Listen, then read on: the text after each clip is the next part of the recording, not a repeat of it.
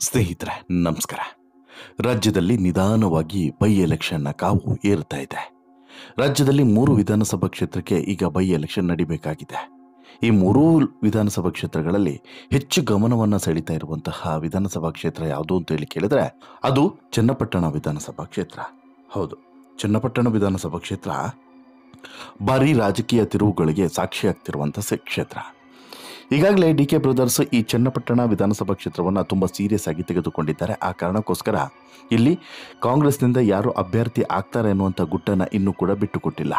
ಒಂದು ಕಡೆ ಡಿ.ಕೆ. ಬ್ರದರ್ಸ್ ಫ್ಯಾಮಿಲಿಯಿಂದನೇ ಅಥವಾ ಡಿ.ಕೆನೇ ಸ್ವತಃ ಡಿ.ಕೆ. ಶಿವಕುಮಾರ್ ಅವರೇ ಹೋಗಿ ಸ್ಪರ್ಧೆ ಮಾಡ್ತಾರೋ ಅಥವಾ ಡಿ.ಕೆ. ಸುರೇಶೋ ಅಥವಾ ಡಿ.ಕೆ. ಶಿವಕುಮಾರ್ ಅವರ ಮಗಳು, ಹೀಗೆ ನಾನಾ ಪ್ರಶ್ನೆಗಳಿದ್ದಾವೆ. ಜೊತೆಗೆ ಒಂದಷ್ಟು ಜನ ಯೋಗೀಶ್ವರ್ ಪುತ್ರಿಗೂ ಕೂಡ ಟಿಕೆಟನ್ನು ಕೊಡಬಹುದು ಅಂತೇಳಿ ಅಭಿಪ್ರಾಯವನ್ನು ವ್ಯಕ್ತಪಡಿಸ್ತಾ ಇದ್ದಾರೆ. ಬಟ್ ಇದರ ಬಗ್ಗೆ ಇನ್ನೂ ಕೂಡ ಕಾಂಗ್ರೆಸ್ ಕಾದು ನೋಡುವ ತಂತ್ರವನ್ನು ಅನುಸರಿಸ್ತಾ ಇದೆ. ಇನ್ನೊಂದು ಕಡೆ ಮೈತ್ರಿಯಿಂದ ಅಂದರೆ BJP ಮತ್ತು JDS ಮೈತ್ರಿಕೂಟದ ಅಭ್ಯರ್ಥಿಯಾಗಿ ಯಾರು ಈ ಬಾರಿ ಕಣಕ್ಕೆ ಇಳಿತಾರೆ ಅನ್ನುವಂತಹ ಕುತೂಹಲ ದಿನದಿಂದ ದಿನಕ್ಕೆ ಒಂದೊಂದೇ ತಿರುವುಗಳನ್ನು ಪಡೆದುಕೊಳ್ತಾ ಇದೆ. ಟಿಕೆಟ್ ಆಕಾಂಕ್ಷಿಯಾಗಿರುವಂತಹ BJPಯ ವಿಧಾನ ಪರಿಷತ್ನ ಸದಸ್ಯ CP ಯೋಗೀಶ್ವರ್ ಮತ್ತು ಈ ಕ್ಷೇತ್ರವನ್ನು ಪ್ರತಿನಿಧಿಸ್ತಾ JDS ಅಧ್ಯಕ್ಷರು ಕೂಡ ಆಗಿರುವಂತಹ ಕೇಂದ್ರ ಸಚಿವ HD ಕುಮಾರಸ್ವಾಮಿ ಇವರಿಬ್ಬರ ಹೇಳಿಕೆಗಳನ್ನು ಗಮನಿಸಿದರೆ ಇದು ನಾನು ಕೊಡೆ ನೀನು ಬಿಡೆ ಅನ್ನುವ ಲೆವೆಲ್ಗೆ ಆಗ್ತಾ ಇದೆ ಅನ್ನೋದು ಮಾತ್ರ ಸತ್ಯ. ಆದರೆ ಸದ್ಯಕ್ಕಂತೂ CP ಯೋಗೀಶ್ವರ್ ನಾನೇ ಕ್ಯಾಂಡಿಡೇಟ್ ಅಂತೇಳಿ ಸ್ಟೇಟ್ಮೆಂಟ್ಗಳನ್ನು ಕೊಡ್ತಿರೋದು, ಅದಕ್ಕೆ ಕುಮಾರಸ್ವಾಮಿ ಕೊಡ್ತಿರುವಂಥ ಕೌಂಟ್ರುಗಳು, ಇದು ಈಗ ಭಾರಿ ಗೊಂದಲಕ್ಕೆ ಮತ್ತು ಕುತೂಹಲಕ್ಕೂ ಕೂಡ ಕಾರಣವಾಗಿದೆ. ಈ ನಡುವೆ ಡಾಕ್ಟರ್ CN ಮಂಜುನಾಥ್ ಅವರ ಪತ್ನಿ ಅನಸೂಯ ಅವರು ಇಲ್ಲಿಂದ ಸ್ಪರ್ಧೆ ಮಾಡೋದಿಲ್ಲ ಅನ್ನುವಂತಹ ಘೋಷಣೆಯನ್ನು ಸ್ವತಃ ಡಾಕ್ಟರ್ CN ಮಂಜುನಾಥ್ ಅವರೇ ಮಾಡಿಬಿಟ್ಟಿದ್ದಾರೆ. ಯಾವುದೇ ಕಾರಣಕ್ಕೂ ಕೂಡ ಅವರು ಚನ್ನಪಟ್ಟಣ ವಿಧಾನಸಭಾ ಕ್ಷೇತ್ರದಿಂದ ಸ್ಪರ್ಧೆ ಮಾಡೋದಿಲ್ಲ, ಅಂತಹ ಯಾವ ಅನುಮಾನವೂ ಕೂಡ ಬೇಡ ಅನ್ನುವಂಥ ಮಾತನ್ನು ಸ್ಪಷ್ಟವಾಗಿ ಹೇಳಿದ್ದಾರೆ, ಕಡ್ಡಿ ಮುರಿಯೋ ರೀತಿಯಲ್ಲಿ ಹೇಳಿದ್ದಾರೆ. ಹಾಗಿದ್ದರೂ ಕೂಡ ಇನ್ನೂ ಗೊಂದಲಗಳು ಇರೋದು ಯಾಕೆ? ಇನ್ನು JDS ಯಾರ್ಯಾರೆಲ್ಲ ಕಣಕ್ಕಿಳಿಸೋಕೆ ಚಿಂತನೆಯನ್ನು ಮಾಡ್ತಿದೆ ಅಂದರೆ, ಒಂದು ವೇಳೆ JDSನ್ನು ಇಟ್ಕೊಂಡ್ರೆ ಈ ಚನ್ನಪಟ್ಟಣ ವಿಧಾನಸಭಾ ಕ್ಷೇತ್ರ JDSಗೆ ಮೀಸಲಾಗ್ಬಿಟ್ರೆ ಯಾರಿಗೆಲ್ಲ ಟಿಕೆಟನ್ನು ಕೊಡಬಹುದು ಮತ್ತು ಯಾರಿಗೆ ಕೊಡಬೇಕು ಅನ್ನುವಂತಹ ಒಲವು ಕಾಣಿಸ್ತಿದೆ.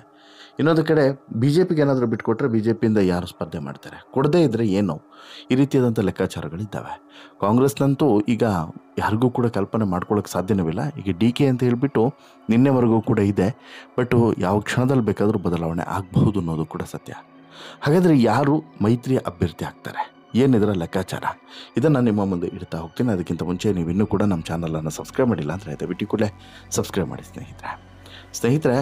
ಕಳೆದ 3-4 ದಿನಗಳ ಹಿಂದೆ ಸುದ್ದಿಗೋಷ್ಠಿಯನ್ನು ನಡೆಸಿದಂತಹ CPY ಅಂದರೆ CP ಯೋಗೀಶ್ವರ್, ನಾನೇ ಮೈತ್ರಿ ಅಭ್ಯರ್ಥಿ, HDK ಅವರನ್ನು ಭೇಟಿ ಮಾಡಿ ಚರ್ಚೆಯನ್ನು ಮಾಡಿದ್ದೇನೆ, ಸ್ಪರ್ಧೆಗೆ ಸೂಚನೆಯನ್ನು ಕೊಟ್ಟಿದ್ದಾರೆ, ಅವರೇ ಹೆಸರನ್ನು ಘೋಷಣೆ ಮಾಡ್ತಾರೆ ಅಂತ ಹೇಳ್ಬಿಟ್ಟು ಸೋಮವಾರದಿಂದಲೇ ಚುನಾವಣಾ ಪ್ರಕ್ರಿಯೆ ಆರಂಭಿಸ್ತೇವೆ ಅಂತಲೂ ಕೂಡ ಹೇಳಿದರು. ಇದರೊಂದಿಗೆ ಮೈತ್ರಿ ಅಭ್ಯರ್ಥಿ ಗೊಂದಲಕ್ಕೆ ತೆರೆ ಎಳಿತಾ ಇದ್ದೇನೆ ಎನ್ನುವಂಥ ಮಾತನ್ನು ಹೇಳಿದರು.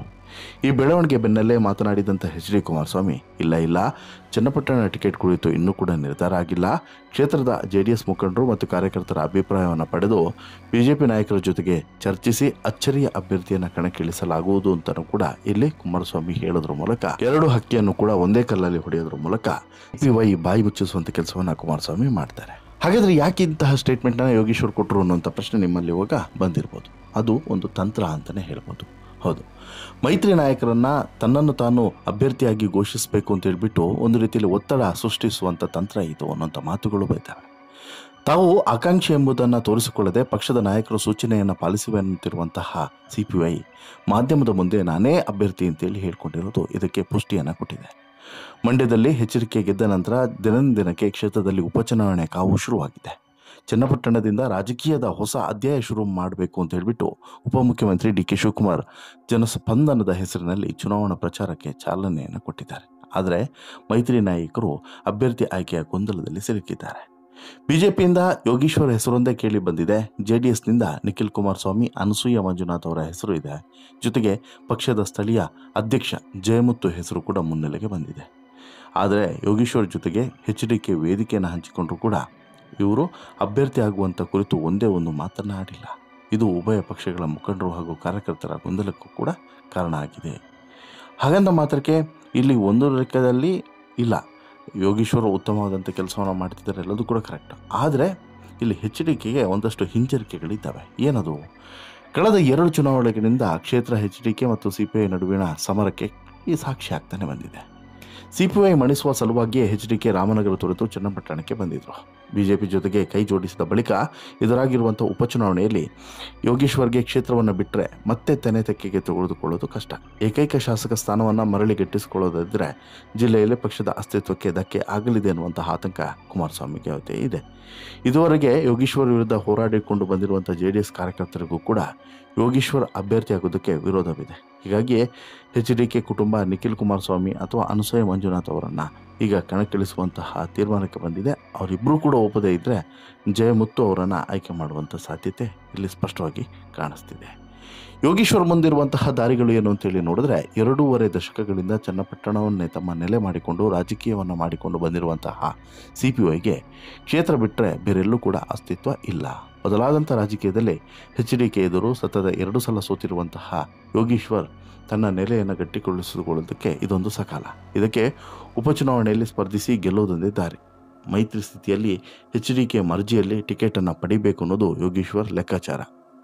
ಇದರ ಜೊತೆಗೆ ಒಂದು ವೇಳೆ ಟಿಕೆಟ್ ಸಿಗದೇ ಇದ್ದರೆ ಬಂಡಾಯ ಅಭ್ಯರ್ಥಿಯಾಗಿ ಸ್ಪರ್ಧಿಸಿ ಗೆಲ್ಲಬೇಕು, ಇಲ್ಲವಾದರೆ ಕೈ ಹಿಡಿದು ಕಣಕ್ಕೆ ಇಳಿಬೇಕು. ಇವೆರಡೂ ಆಗದಿದ್ದರೆ ಪಕ್ಷ ಕೊಡುವಂಥ ಜವಾಬ್ದಾರಿಗೆ ತಲೆಬಾಗಿ ನಡೆದುಕೊಳ್ಳಬೇಕು. ಇವಿಷ್ಟೇ ಯೋಗೇಶ್ವರ್ ಮುಂದಿರುವಂತಹ ಸದ್ಯದ ಆಪ್ಷನ್ಸ್ಗಳು ಅನ್ನೋದು ಮಾತ್ರ ಸ್ಪಷ್ಟ. ಅದೇನೇ ಇದ್ರೂ ಕೂಡ ಸ್ನೇಹಿತರೆ, ಈ ನಡುವೆ ಇನ್ನೊಂದು ಚಿಂತನೆಯನ್ನು ಕೂಡ ಕುಮಾರಸ್ವಾಮಿ ಮಾಡುತ್ತಿದ್ದಾರೆ ಅನ್ನೋದು ಗೊತ್ತಾಗ್ತಿದೆ. ಅದೇನು, ಇಲ್ಲಿ DK ಬ್ರದರ್ಸ್ ಈಗಾಗಲೇ ಚನ್ನಪಟ್ಟಣದಲ್ಲಿ ಮಾಡಿರುವಂಥ ಸ್ಟ್ರಾಟಜಿ ಬಗ್ಗೆ ಕುಮಾರಸ್ವಾಮಿಗೆ ಹೊಟ್ಟೆ ಕಿಚ್ಚಿದೆ.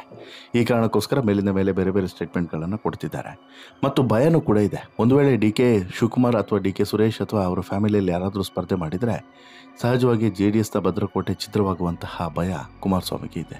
ಹೀಗಾಗಿ ತುಂಬ ಎಚ್ಚರಿಕೆಯಿಂದ ನಡೆದುಕೊಳ್ಬೇಕು ಅನ್ನುವಂತಹ ಮುನ್ಸೂಚನೆಯನ್ನು ಕೊಟ್ಟಿದ್ದಾರೆ. ಅಷ್ಟು ಮಾತ್ರವಲ್ಲ, ಇಲ್ಲಿ ಯಾವ್ಯಾವ ಕ್ಷೇತ್ರದಲ್ಲಿ ಯಾರ್ಯಾರು ಗೆಲ್ತಾರೆ, ಯಾವ್ಯಾವ ಕ್ಷೇತ್ರದಲ್ಲಿ ಯಾರ್ಯಾರಿಗೆ ಮುನ್ನಡೆ ಬರಬಹುದು ಅನ್ನುವಂತಹ ಲೆಕ್ಕಾಚಾರವನ್ನು ಕೂಡ ಅಥವಾ ಅನಲೈಸನ್ನು ಕೂಡ ಈಗ BJP ಹೈಕಮಾಂಡ್ ಹಾಗೆಯೇ JDS ಹಾಗೆಯೇ ಕಾಂಗ್ರೆಸ್ 3 ಪಕ್ಷಗಳು ಕೂಡ ಮಾಡ್ತಿದ್ದಾವೆ. ಅದ್ರ ಜೊತೆಗೆ ಇಲ್ಲಿ ಪ್ರಮುಖವಾಗಿ ಚನ್ನಪಟ್ಟಣ ವಿಧಾನಸಭಾ ಕ್ಷೇತ್ರವನ್ನು ಗಮನಿಸಿದರೆ ಚನ್ನಪಟ್ಟಣ ವಿಧಾನಸಭಾ ಕ್ಷೇತ್ರವನ್ನು ಗಮನಿಸಿದರೆ ಅಲ್ಲಿನ ಮತದಾರರು ಅವರ ಮನೋಭಾವನೆಗಳು ಯಾವ ರೀತಿ ಇದೆ ಅನ್ನೋದ್ರ ಮೇಲೆ ಇಲ್ಲಿನ ಫಲಿತಾಂಶ ನಿರ್ಧಾರ ಆಗಿರುತ್ತೆ. ಬಟ್ ಏನೇ ಇದ್ರೂ ಕೂಡ ಒಂದಂತೂ ಕ್ಲಿಯರ್, ಇಲ್ಲಿ ದೋಸ್ತಿ ಅಭ್ಯರ್ಥಿಯಾಗಿ ಯಾರು ಕಣಕ್ಕಿಳಿತಾರೋ ಅವರಿಗೆ ಹೆಚ್ಚು ಒಲವಂತೂ ಸಿಗ್ಬೋದು. ಬಟ್ ಗೆಲ್ಲುವಂಥ ಚಾನ್ಸಸ್ ಇದೆಯಾ ಇಲ್ವಾ ಅನ್ನೋದು ಮಾತ್ರ ಕುತೂಹಲ. ನಿಮ್ಮ ಪ್ರಕಾರ ಯಾರು ಇಲ್ಲಿ ಅಭ್ಯರ್ಥಿ ಆದರೆ ಒಳ್ಳೆಯದು? ದೋಸ್ತಿಯಿಂದ ಯಾರೋ ಅಭ್ಯರ್ಥಿ ಆದರೆ ಒಳ್ಳೆಯದು, ಹಾಗೆಯೇ ಇಲ್ಲಿಂದ ಯಾರು ಕಾಂಗ್ರೆಸ್ನಿಂದ ಯಾರೋ ಅಭ್ಯರ್ಥಿ ಆದರೆ ಒಳ್ಳೆಯದು ಅಂತೇಳಿ ನಿಮ್ಗೆ ಅನಿಸುತ್ತೆ? ಮತ್ತು ಅವರ ಪ್ಲಸ್ಸು ಮೈನಸ್ ನಿಮಗೇನಾದರೂ ಅನಿಸಿದ್ರೆ ಇದು ಪ್ಲಸ್ ಆಗ್ಬೋದು, ಇದು ಮೈನಸ್ ಆಗ್ಬೋದು ಅಂತೇಳಿ ಅನಿಸಿದ್ರೆ ಅದನ್ನು ಕೂಡ ಕಮೆಂಟ್ ಮಾಡಿ ತಿಳಿಸಿ. ಜೊತೆಗೆ ಈ ಸ್ಟೋರಿ ಇಷ್ಟ ಆಯಿತು ಅಂತ ಹೇಳಿದ್ರೆ ಲೈಕ್ ಮಾಡಿ, ಶೇರ್ ಮಾಡಿ, ಚಾನಲ್ಗೆ ಸಬ್ಸ್ಕ್ರೈಬ್ ಆಗೋದನ್ನು ಮರಿಬೇಡಿ. ಧನ್ಯವಾದ.